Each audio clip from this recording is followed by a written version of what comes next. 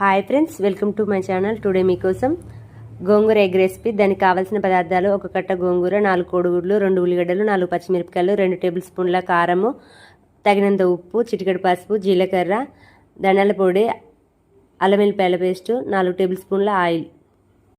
ముందుగా ఒక బాండీ తీసుకొని అందులో 2 టేబుల్ స్పూన్ల ఆయిల్ పోయాలి. ఆ నూనె వేడెక్కిన తర్వాత ప్లెయిన్ అట్టు మాదిరి వేసుకోవాలి.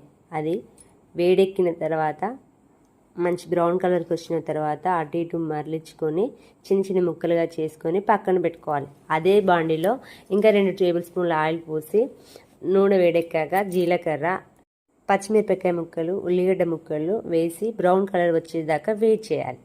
తర్వాత చిటికెడు పసుపు అండ్ టేబుల్ స్పూన్ అల్లం వెల్లిపాయ పేస్ట్ వేసి మగ్గనియాలి.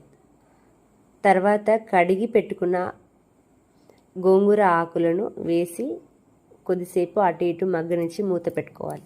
ఒక 5 మినిట్స్ తర్వాత మూత తీసి దాంట్లో 2 టేబుల్ స్పూన్ల కారం, తగినంత ఉప్పు, ధనియాల పొడి వేసి కలుపుకోవాలి.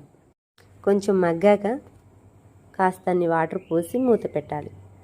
గోంగూర ఆకులు మగ్గిన తర్వాత మనం ముందుగా కట్ చేసి పెట్టుకున్న ప్లెయిన్ ఆమ్లెట్ ముక్కలను అందులో వేసి కలుపుకోవాలి. 5 నుంచి 6 నిమిషాలు లో ఫ్లేమ్లో మంటను పెట్టుకొని మూత పెట్టి మగ్గించుకోవాలి. కర్రీ కొంచెం దగ్గర పడ్డాక గ్యాస్ కట్టేయాలి. అంతే.